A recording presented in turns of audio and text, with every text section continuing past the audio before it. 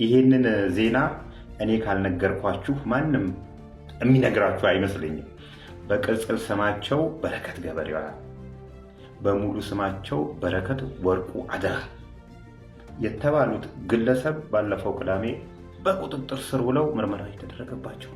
በረከት ገበሬዋ መታሰር በዋሽንግተን ዲሲ የሚገኙት አምባሳደር ማብራሪያ ጠየቁም። በትግርኛ ሙዚቃ ዘፋኟ ዕውቋ ማህሌት ገብረ ጊዮርጊስ እንግዲህ ይሄ መስሎ እጅግ አነጋጋሪ ሆኗል እና በነገራችን ላይ ቪዲዮ የሰራችሁልኝ እግዚአብሔር ይማርሽ አይዞሽ ያላችሁኝ በአጠቃላይ ሰላም ውድና የተከበራችሁ የቻናላችን ቤተሰቦች እንዴት ከርማችሁልኛል? እኔ ያለው ክብሩ ይስፋ።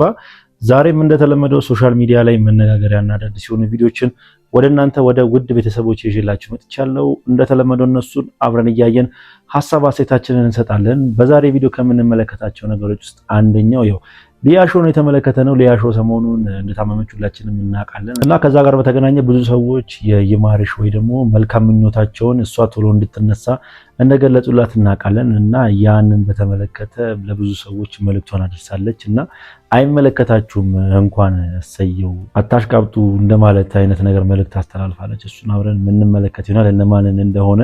ከዛ በመቀጠል ደግሞ በረከት ገበሬዋ ታስራለች እየተባለ ነው። በምንድን ነው የታሰረችው? ምን አድርጋ ነው የታሰረችው የሚለውን በዝርዝር የምንመለከት ይሆናል። እንዲሁም አዝናኝና አስተማሪ ቪዲዮዎች እንደተጠበቁ ስለሆነ ከእናንተ የሚጠበቀው እስከዚህ ቪዲዮ መጨረሻ አብራችሁ መቆየትና እንዲሁም ለቻናላችን አዲስ የሆናችሁ ይህንን ቻናል ሰብስክራይብ ማድረግ ነው። ምንም ቻናላችን ሰብስክራይብ የተደረገ ስላልሆነ አንድ ጊዜ ሰብስክራይብ አድርጋችሁ ወደ ዛሬ ቪዲዮቻችን ሄድ። የትግርኛ ሙዚቃ ዘፋኟ ዕውቋ ማህሌት ገብረ ጊዮርጊስ እንግዲህ ይሄ መስሎ እጅግ አነጋጋሪ ሆኗል። ማህሌት ገብረ ጊዮርጊስ እንግዲህ ስናቃት በእንደዚህ አይነት መልኩ ነበር። አሁን ያለችበት ሁኔታ ተብሎ እንግዲህ በስፋት እየተሰራጨ የሚገኘው ደግሞ ይሄ ፎቶ አለ። ማህሌት ገብረ ጊዮርጊስ እንግዲህ በትግርኛ እጅግ ተወዳጅ ዘፋኝ፣ ብዙዎች የሚወዷት የሚያደንቋት ሙዚቀኛ ናት። አሁን አለችበት ተብሎ የተለቀቀ ፎቶ የቅርብ ይሁን የሩቅ ብዙም የተረጋገጠ መረጃ የለውም። ነገር ግን የአሁን ፎቶ የቅርብ ፎቶ ከሆነ በእንደዚህ አይነት ሁኔታ ውስጥም ካለች እጅግ አሳዛኝ ነው የሚሆነው። ምን አጋጥሟት ይሆን? መረጃውን እንዳገኘነው ወደ እናንተ የምናደርስ ነው የሚሆነው። ለማንኛውም ይህ መረጃ ሌሎችን ሼር ማድረጋችሁ እንዳትረሱ። አዲስ ሆናችሁ ፎሎ አድርጉ። መልካም ቀን። ማህሌት ገብረ እግዚአብሔርን ሁላችሁም ታውቋታላችሁ ብዬ አስባለሁ። በትግርኛ ሙዚቃ የምትታወቋ ማህሌት ገብረ እግዚአብሔር በአሁኑ ሰዓት ላይ ይህ ምስል በጣም እየተዘዋወረ ይገኛል። የእሷ ምስል ነውና በጣም ብዙ ሰዎች እየተቀባበሉት ይገኛሉ እና ብዙ ሰዎችም እንደሰማሁት ከሆነ ጸበል ቦታ ታይታለች፣ ስውሯ ማርያም ታይታለች የሚባል ነገር አለ እና ምን ገጥሟት እንደሆነ ግን እስካሁን ምንም የተሰማ መረጃ የለም በዚህ ጉዳይ ላይ። አይፈቀድም። እሺ እንግዲህ ጋይስ በጣም ይቅርታ ማጥፋት አለብኝ። ሶሪ ጋይስ። ባይ ዘ ወይ እነ ጆን ዳንኤል ጥፋተኛ ሆነው ተገኝቷል። ናዩ ደግሞ ድጋሚ ትታሰር ተብላለች። ለህዳር 18 ደግሞ የመጨረሻ ውሳኔ ይወሰንላቸዋል ማለት ነው እና ይህ ሁሉ ችግር ይሁን ጣጣ የመጣው ከፕሌን ውረዱ ሲባሉ አንወርድም በማለታቸው ነው። በቃ ሲታዘዙ አንታዘዝም በማለታቸው ይህ ሁሉ ችግር ደረሰባቸው ማለት ነው እና አዶናይ ማቹርድ መሆኑ አስተዋይ መሆኑ የምናውቀው በዚህ ነው። የዛኔ የሩጫው ጊዜ የአረንጓዴ ቢጫ ቀይ አጥፋ ሲሉት በምን ይሁን ምክንያት ማለት ነው አጥፋ ብለው ሲያዙት ምንድነው ያለው? እሺ ብሎ አጠፋ። ገብታችኋል? የዛኔ አላጠፋም ብሎ የሆነ ግርግር ምናምን ቢፈጥር ኖሮ በቃ የሚደርስበት ሌላ ነገር ሊሆን ይችላል። ገብታችኋል? እና ትክክለኛ ውሳኔ ነው የወሰነው። አጥፋ ሲሉት አጠፋ። ምንም በቃ ከዛ በኋላ ላይፉን ቀጠለ፣ ኖርማል ሆነ ማለት ነው እና ይሄ ጀዝባ እዮዳብ የሚባለው እንደዚህ አይነት ቪዲዮ እየሰራ ሙድ የሚይዘው ለምን አዶናይ እንደዚህ አይነት ድራማ ሰራ? ለምን ጓግጭ አላለም? ለምን ግርግር አልፈጠረም ነው በቃ። ምክንያቱም እንደዛ ቢያደርግ ኖሮ ይታሰራል። እነሱ ደግሞ ቲክቶኩ እንደ አዲስ ሊቆጣጠሩት ሰው አቴንሽን እነሱ ጋር እንዲያደርግ ምናምን የምፈልገው ግን ልጁ በእድሜ ትንሽ ቢሆንም ከእናንተ ግን አስተዋይና ብልህ ነው። የሚያዋጣውን ነገር የሚያውቅ እንደናንተ ዝም ብሎ ቁጭ ብሎ ወሬውን ብቻ መፈትፈት በሚገባውን በማያገባውን ዝም ብሎ የሚገባ አይደለም። እናንተ ሄዱና እዛ ፈትፍቱ፣ ልጁ ግን ይስራበት። ወዳችኋለሁ። ፒስ፣ ይመቻችሁ። ታላቁ ሩጫ ላይ የአዶናይን ቪዲዮ ተመልክታችሁታል ብዬ አስባለሁ። ታላቁ ሩጫ ላይ የገጠመው ነው ማለት ነው። አረንጓዴ ቢጫ ቀይ ፊቱ ላይ ተቀብቶ በሚሮጥበት ጊዜ ላይ የህግ አካላት አስቁመው አረንጓዴ ቢጫ ቀዩን አጥፋ በማለት ይናገሩታል ማለት ነው። እሱም ምንም አላለም። በቃ ቶሎ ነበረ እያጠፋ ቪዲዮ ላይ የታየው ማለት ነው። እንደ አጋጣሚ ደግሞ ወደ 12000 አካባቢ 13000 ሰው ላይቭ ስትሪም ላይ ያየው ነበር ቲክቶክ ላይ ማለት ነው እና የነ ጆን ዳንኤል ነገር እዚች ጋር ትዝ አለኝ። እነሱ ይሄንን ነገር አታድርጉ ውረዱ ሲባሉ አንወርድም በማለታቸው ምን አይነት ደረጃ እንደደረሰባቸው ሁላችንም እናውቃለን እና አዶናይ ቶሎ በመታዘዙና ይሄን ነገር ቶሎ በማድረጉ በማጥፋቱ አሁን ላይ ያው እንደማንኛውም ግለሰብ መንቀሳቀስ ችሏል እና ብዙ ነገሮችን የሚደርሱበት ነበረ እያሉ ይገኛሉ ግለሰቦች። እና እነ ጆን ዳንኤል ምን ላይ ደረሱ?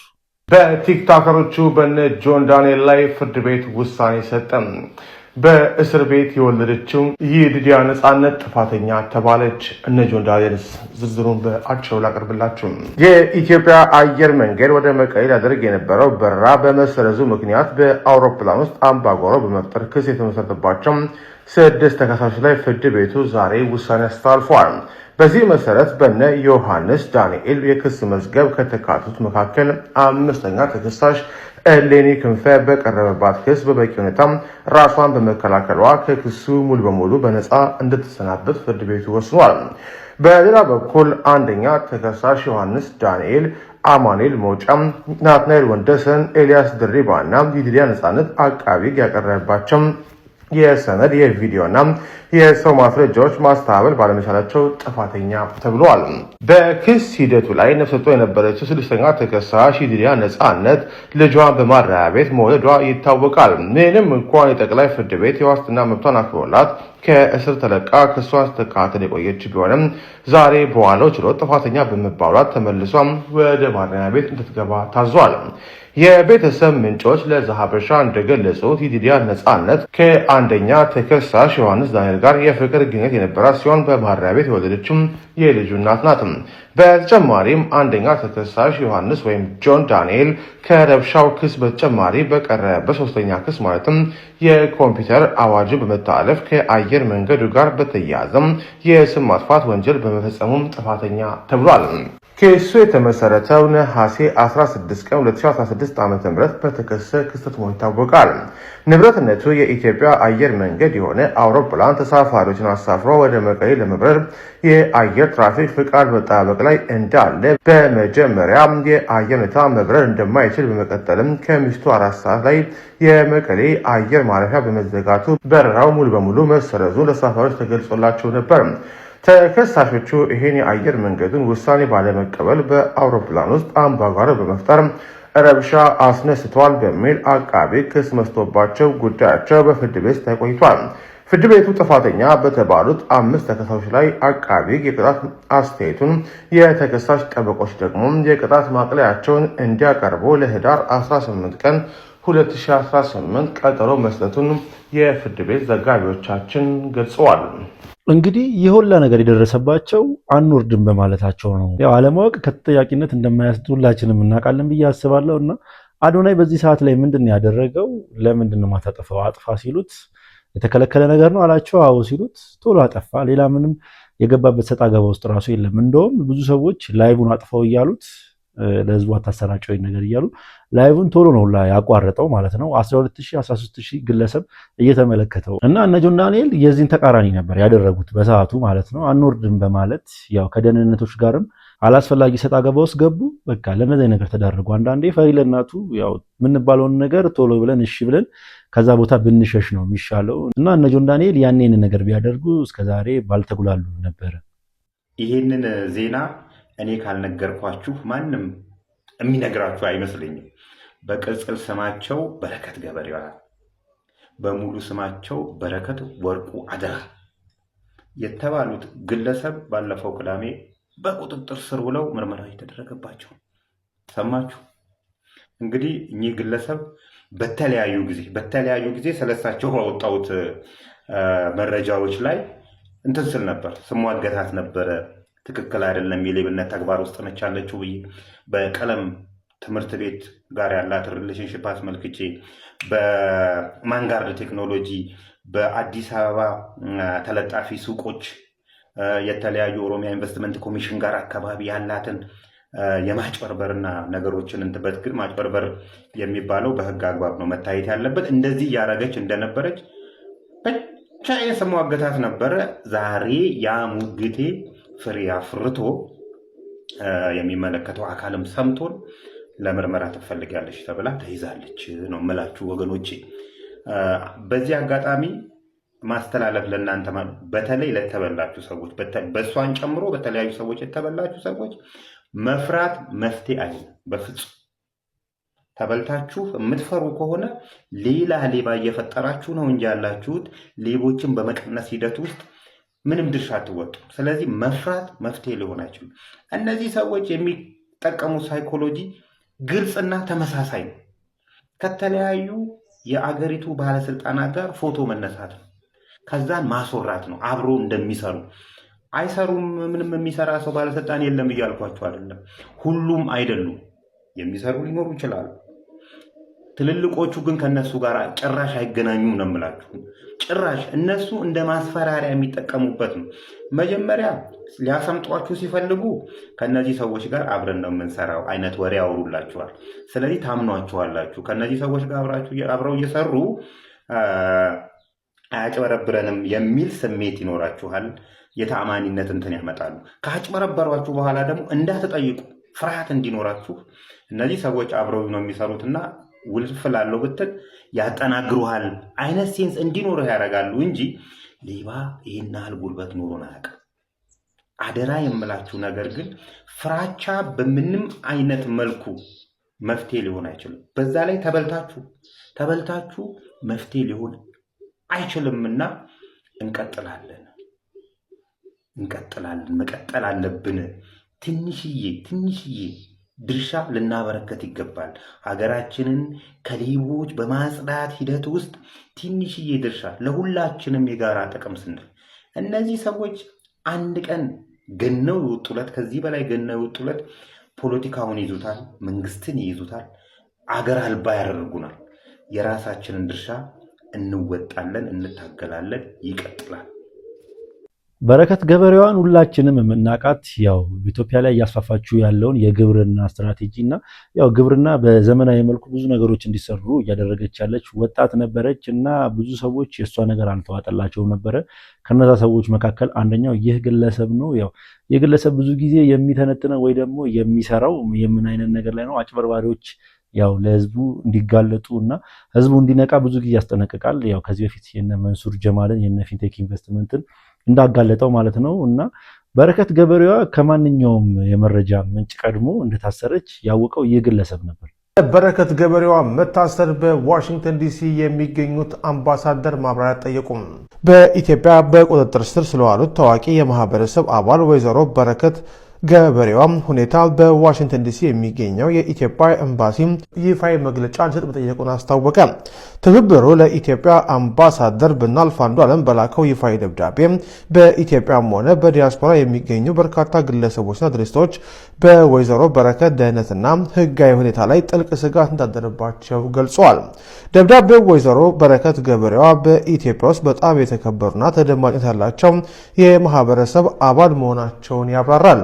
የኢትዮጵያ ነጋዴ ሴቶች ማህበር ፕሬዝዳንት በስራ ፈጣሪነትና በማህበረሰብ መሪነት ይታወቃሉ። እንዲሁም ወላጅ አልባና ተጋላጭ ህጻናትን በበጎ ፈቃደኝነት በመደገፍና ለሴቶች ኢኮኖሚ አቅም ግንባታ ከፍተኛ አስተዋጽኦ ያበረከቱ መሆናቸውን በደብዳቤው ላይ ገልጸዋል። በመሆኑም የዲያስፖራ ትብብሩ ኤምባሲው ስለ ወይዘሮ በረከት ሁኔታ ግልጽነት እንዲፈጥርና በሚከተሉት ጉዳዮች ላይ ማብራሪያ እንዲሰጥ ጠይቋል። ለእስር የተዳረጉበት ዋነኛ ምክንያት የአሁኑ ሰዓት ህጋዊ ሁኔታቸውና ደህንነታቸው በጉዳዩ ላይ የተካሄደ ያለ ማንኛውም ቀጣይ ምርመራ ወይም ሂደት የዲያስፖራ ማህበረሰብ እንዴት በአግባቡ ለእህታቸው ወይም ህጋዊ ድጋፍ ሊያደርግ እንደሚችል የሚገልጽ መረጃ እንዲሰጣቸው ጠይቀዋል። የቡድኑ መግለጫ ይህን ጥያቄ ያቀረበው ሁኔታዋን ለመርዳትና መብቶቿ እንዲሁም ደህንነቷ እንዲጠበቅ ለማድረግ ያለመ መሆኑን አስምሮበታል። ትብብሩ ከኤምባሲው ወቅታዊ ምላሽ እንደሚጠብቅ የገለጸ ሲሆን ይህ ዜና እስከታለፈበት ጊዜ ድረስ ግን ምላሽ አይሰጣቸው ዘሀበሻ ለማረጋገጥ አልቻለም። ይህን መረጃ ከሰማው በኋላ እኔ ከብዙ ምንጮች አረጋግጬ ነበረ። ያው ይህ ሰውዬ የተናገረው ነገር ብዙ ጊዜ ታማኝነት ቢኖረውም ያው እንደዚህ ነገሮችን ስናቀርብ ያው ካረጋግጠን ከብዙ ምንጮች አረጋግጠን መሆን አለበት ብዬ ስለማስብ ያው የዘሀበሻንም ፔጅ ቼክ ሳደርግ ይሄ ነገር ተረጋግጦ ተለቆ ነበረ። ያው እሷ እንደታሰረችና ምርመራ ላይ እንደሆነች ማለት ነው። እና እስካሁን ምንም የተሰማ ነገር የለም በምን እንደታሰረችና ምን አድርጋ እንደሆነ ምንም የተገለጸ ነገር የለም። እስኪ እውነታውን ቀስ ብለን የምናውቅ ይሆናል። እና በነገራችን ላይ ቪዲዮ የሰራችሁልኝ እግዚአብሔር ይማርሽ አይዞሽ ያላችሁኝ በአጠቃላይ በኮመንትም እኔ እግዚአብሔር ምስክሬ ነው። እንዴት አድርጌ ላሳያችሁ? ምንም ማለት ነው ምንም አመሰግናለሁ። እግዚአብሔር ያክብራችሁ። እቤት ድረስ የመጣችሁ ወዳጆቼ እቤት ስትመጡ አታችሁን የተመለሳችሁ ከኔ ጋር ያሳለፋችሁ አመሰግናለሁ። እናንተ ነው ስም መጥራት ያው ስለማልፈልግ ነው። ሊያሾ በዚህ መልኩ አለንልሽ እያሉ ብዙ ሰዎች እያስጨነቁኝ ነበረ በማለት ያው ሐሳቧን ገልጻለች። ያው የሆነ ችግር እንደደረሰባትና ታማ እንደነበረና ጸልዩልኝ ብላ እንደፖስተች ከዚህ ቀድሞ በነበረው ቪዲዮ ላይ እንዳጋሯችሁ ሁላችሁም ታስታውሳላችሁና ብዙ ሰዎች መልካም ምኞታቸውን እና ቶሎ እንድትነሳ ብዙ ሰዎች የእግዚአብሔር ይማርሽ መልእክታቸውን እንዳስቀምጡላት ከራሷ አንደበት ተናግራለች። ከዛስ ሌላም ነገር ተናግራለች። እስኪ እሱንም ሰምተነው እንመለስ። ድንገተኛ ሊያነሟታልና ወድቃለች ብላችሁ ማለት ነው ላይክ በድንገት ታማ ደንግጣለች ብላችሁ ምን ላስላስ ምናምን ትችት አታረግም ብላችሁ ያሰባችሁ ሰዎች እንደውም ይብስብኛል። በደንብ ታምሜ እጅ በደንብ እንዲሽባ እስከሆነ ድረስ ምን አንዳንዶቻችሁ እኮ አሁንማ በቃ ደንግጣለች ከዚህ በኋላ ንፍጣሙላ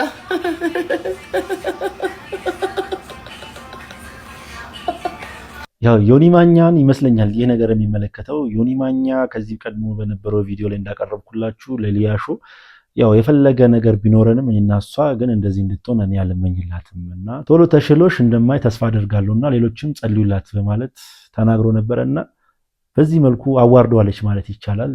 ያው በጣም የሚያሳፈር ነገር ነው ያደረገችው ብዬ ነው የማስበው። ያው ለሱ መቆርቆሬ ምናምን ሳይሆን ግን አንድ ሰው ላንቺ ወይ ደግሞ ላንተ መልካም ምኞቱን ከተመኘላችሁ በዚህ መልኩ ምላሹን መስጠት አለብን ብዬ አላስብም። ያው ከነሱ የሚጠበቅ ነገር ነው ብዬ አስባለሁ። እሱም ቢሆን ይህንን ነገር ሊያደርገው ስለሚችል ያው ከሊያሾና ከዮኒ ማኛ የሚጠበቅ ነገር ስለሆነ ብዙም የሚያስገርም ነገር አይደለም። ዛሬ ማለዳ ቃሊቲ አካባቢ ያጋጠመው የትራፊክ አደጋ በርካቶችን አሳዝኗል። በርካቶችም እንባቸውን አንብቷል። በዚህም የትራፊክ አደጋ እንግዲህ ያን ወጣት ልጅ ህይወቱም አልፏል ማለት ነው። ይህም አደጋ እንግዲህ ዛሬ ማለዳ ቃሊቲ ቅዱስ ገብርኤል ቤተክርስቲያን ወረድ ብሎ ቸሪያ ላይ አካባቢ እንግዲህ ያጋጠመ የትራፊክ አደጋ ነው። በዚህም የትራፊክ አደጋ እንደምትመለከቱት ይህ ቅጥቀጥ አይሱዚ እንግዲህ መንገዱን ስቶ ማለት ነው እግረኞች በሚሄዱበት መንገድ ላይ በመውጣት አካባቢው ላይ የነበረውን አንድ ወጣት እንግዲህ ህይወቱ እንዲያልፍ አድርጓል። ሁልጊዜም እንግዲህ ስናሽከረክር ጥንቃቄ አይለየን እላለሁ። ለሞተው ነፍስ ይማር፣ ለወዳጅ ዘመዶቹ ለቤተሰቦቹ መጽናናትን እመኛለሁ። ነፍስ ይማር። እንግዲህ የትራፊክ አደጋ በአዲስ አበባ ላይ በጣም እየበዛ ይገኛል በአሁኑ ሰዓት ላይ። ያው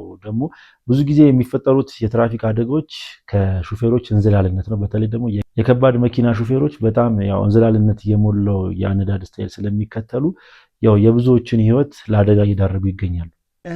ማርበርግ ሐዋሳ ገብቷል እውነት ነው ወይ ሲል ይጠይቃል አድማጫችን። የጤና ሚኒስትርን ዘገባ ቅድም ነገር ናችሁ።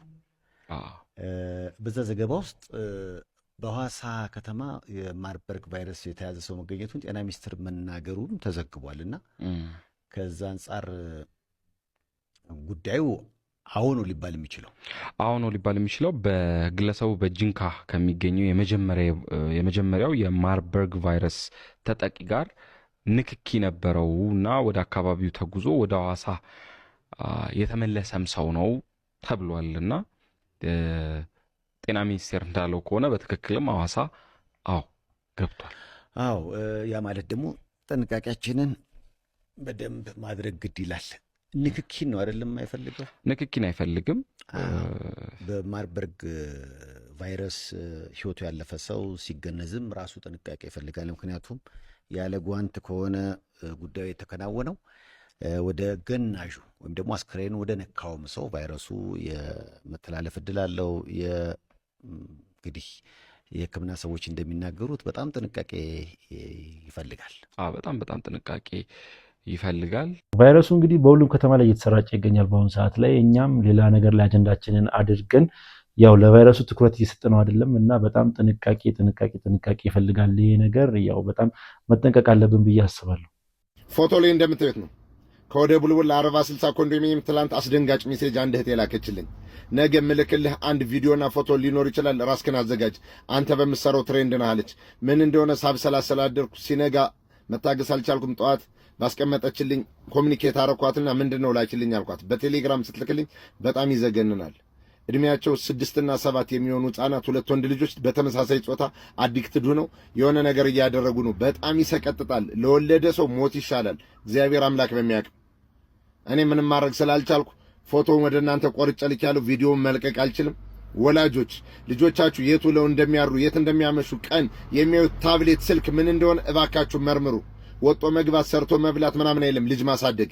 በጣም ተከታተሏቸው። አንዳንድ ወላጆች በውስጥ መስመርኛ ሰርተን እናብላ ወይስ ልጆቻችን ስንጠብቅ እንዋል? ሰርቶ ማብላት ምን ጥቅም አለው? ምንስ ትርጉም አለው? በቃ ይህ ቪዲዮ የደረሳችሁ ሰዎች እባካችሁ ታዋቂ አርቲስቶች ድምፁ ነው።